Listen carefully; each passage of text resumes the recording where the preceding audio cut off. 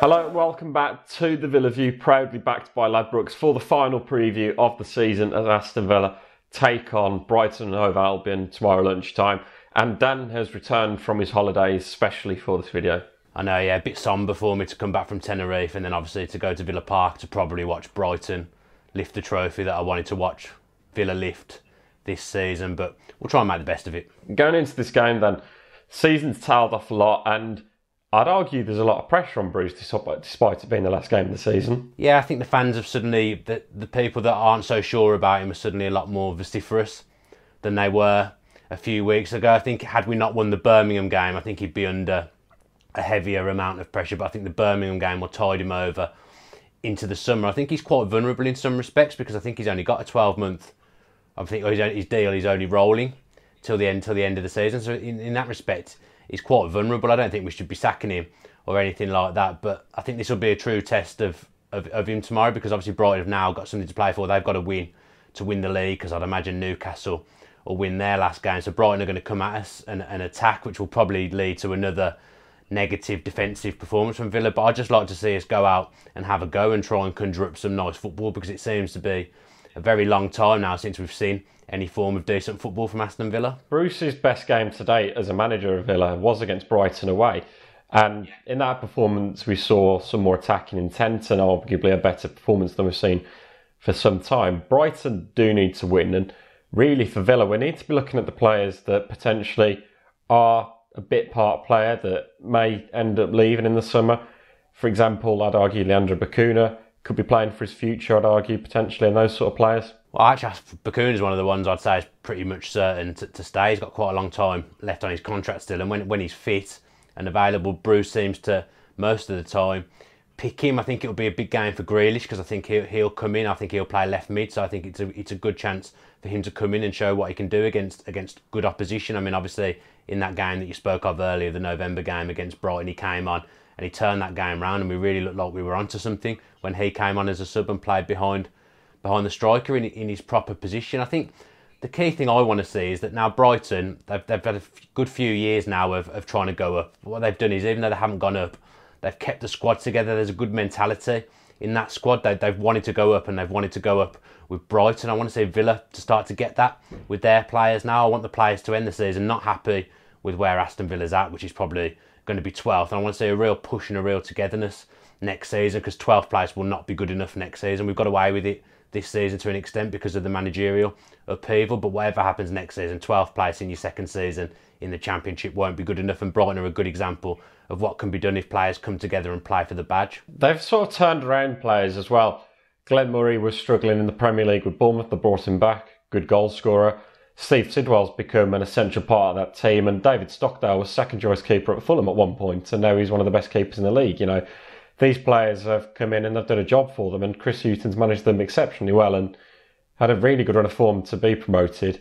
And as you say, they'll be playing to win the title this weekend as well. I mean, obviously, I want Villa to win, but I want them to win. I want them to win the league. I think they deserve it. I think they've been the best team this season. They've had the best player in Anthony Knockaert on the wing. I just think they deserve it. They're a real well-run club. What they've come back from is absolutely incredible. But as everyone knows, I want Aston Villa to win. So if that means Brighton not winning the league, then so be it. I want Villa to end the season on a high so that we can start next season and really put our foot to the pedal straight away. Yeah, I want to see us win. I said it last week in the Blackburn preview that I didn't want to see us lose, and the Blackburn performance was less to be said about that as possible because it was that bad last week.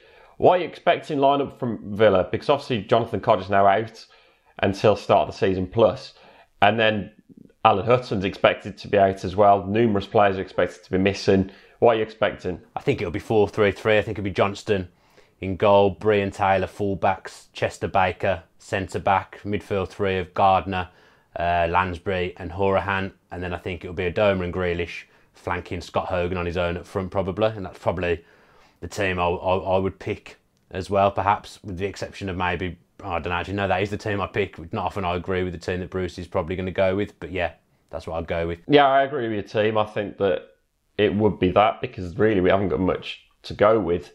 But I would have liked to have seen some more youth going there. I know we've said about how there's a time and a place for it, but now is the time and the place to try things and see what happens. And line-up wise especially, Jordan Lydon one of them that I'd like to see. Rushing Hepburn Murphy, I think he deserves a crack of the whip. The same for Keenan Davis, these players. I think he's injured, Hepburn Murphy, I think he might have got a chance had he not been injured. What are you sort of expecting in terms of what Brighton can sort of chuck at us? Because they've got a few really good players, as you've touched on, Anthony Knockaert. Well, they keep it simple. It's a bit like Leicester last year winning the Premier League. Brighton play a simple 4-4-2 and they play pretty simple football. They're pretty solid at the back. They've got a good keeper, Dunks, a good centre back. They've got a bit of experience in midfield, as you touched on.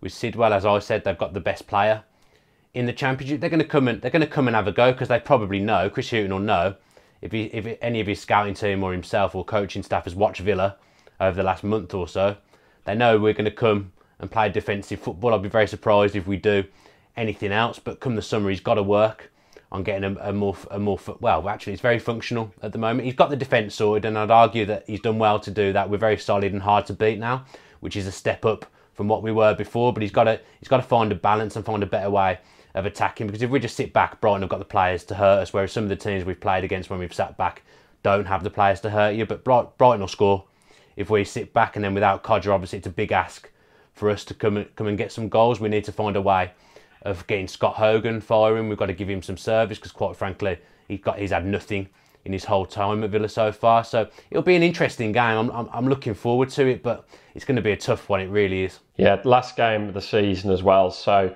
club have arranged a free pint or a free drink for every season ticket holder, a nice gesture. I think that fans are sort of saying, oh, this is great.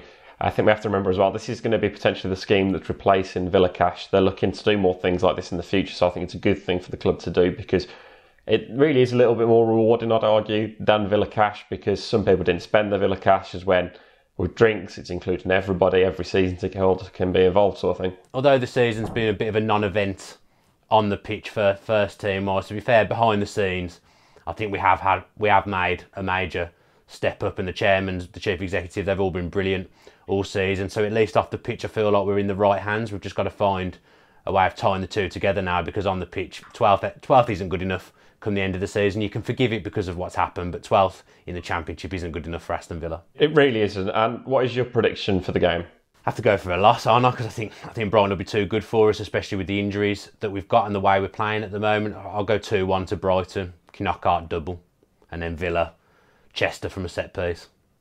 Very negative. I've got the holiday blues. You actually think Villa are going to score, and like me, I'm going to predict a 3-0 win for Brighton, with Anthony Knockaert scoring twice and Steve Sidwell to get a goal. Nice. Gloomy end to the season, I'd argue. Indeed.